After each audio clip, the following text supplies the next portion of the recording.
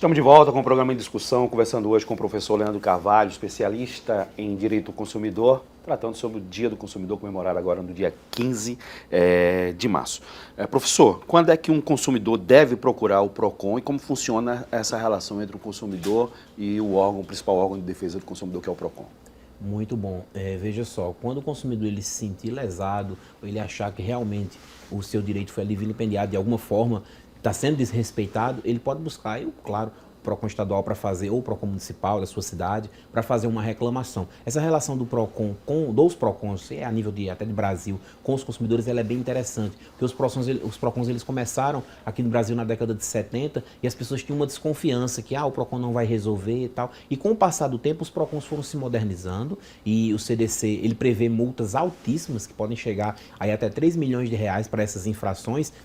E essas multas foram, claro, como é que eu posso dizer, amedrontando, sim, os empresários, os fornecedores, mas isso fez com que eles buscassem melhorar o seu serviço e os seus produtos. E com o passar do tempo, eu posso até dizer que hoje os PROCONs são extremamente, não temidos, mas respeitados pelos fornecedores. Então a população pode procurar tranquilo os PROCONs, porque eles sim buscam solucionar às vezes, antes de chegar até no próprio judiciário, para se evitar que se reclama tanto de uma eventual morosidade do judiciário, antes de entrar com um processo judicial, muitas vezes não é que você seja obrigado a fazer isso, mas você pode buscar o PROCON, porque ali mesmo a sua questão pode se resolver em 30, 40 dias de forma mais simples. Então essa relação ela é muito importante, começou aos poucos e hoje os PROCONs são extremamente respeitados no nosso país. O PROCON do nosso estado aqui na Paraíba também tem um trabalho muito bacana, muito interessante, e os consumidores podem buscar, podem procurar, com certeza vão ser bem atendidos, bem assistidos e a resolução na maioria das vezes vem. Pois é. O senhor já falou agora há pouco, no bloco anterior, da importância de se testar um produto, né, que requer esse tipo de funcionamento, né, que na loja, quando você chegar em casa, você não vai ter a oportunidade ou o direito de trocar, porque foi feito numa loja, numa compra numa loja física, né, não no meio digital. Com relação a serviço, quando você contrata um serviço e esse serviço não é prestado da forma como foi prometido ou foi contratado, como deve agir o consumidor nesse caso?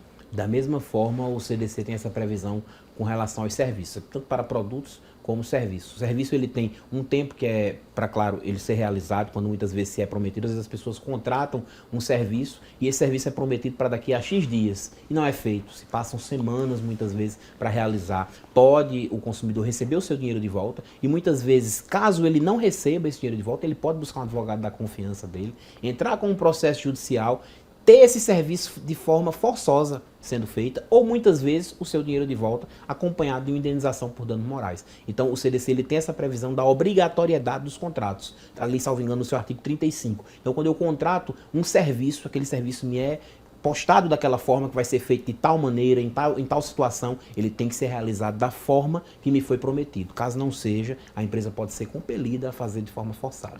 Com relação a prazos, então você contrata um serviço e a empresa lhe dá um prazo para esse serviço ser executado e esse prazo não é cumprido, enfim, extrapola às vezes, até demora de forma adequada e isso às vezes até prejudica o planejamento que você tinha feito ali, por exemplo, numa casa, nos móveis, enfim.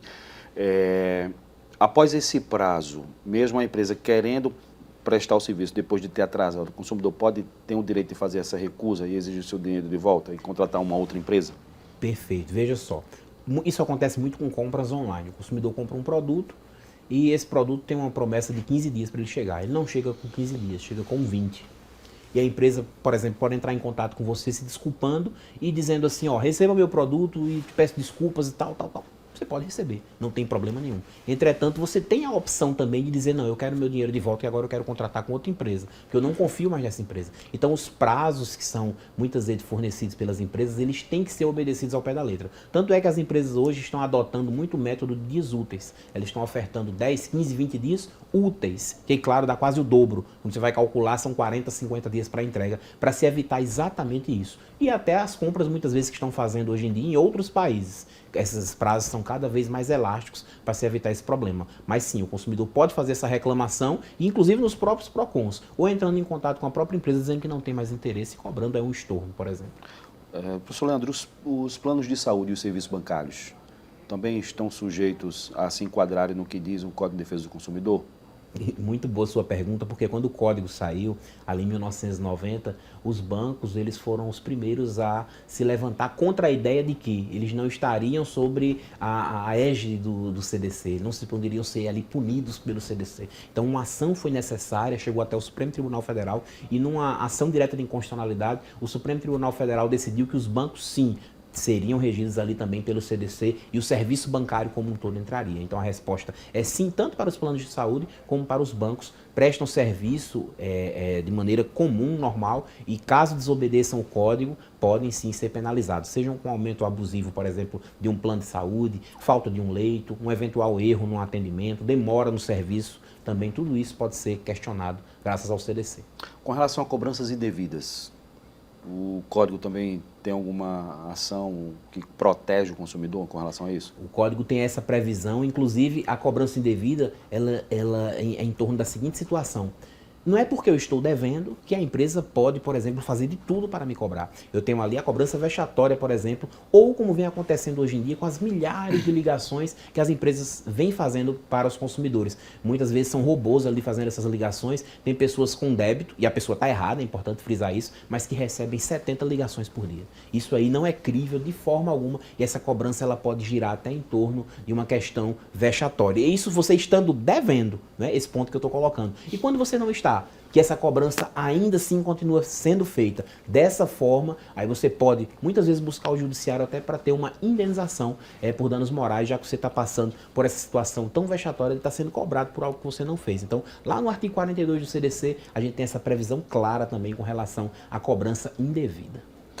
Toledo, a gente vive num país com uma economia muito cíclica, né? Ou seja, a gente tem momentos em que a economia está aquecida, que a gente está com emprego, que a gente está com inflação controlada, mas tem outro período que acontece exatamente o contrário, né? Inflação alta, desemprego, isso aliado também a uma questão cultural que a gente não tem uma educação para o crédito, né, no Brasil, né? Então muitos consumidores, num momento em que a economia está aquecida, acabam fazendo dívidas mais prolongadas e aí vem um outro ciclo que acaba levando ao endividamento, até o superendividamento.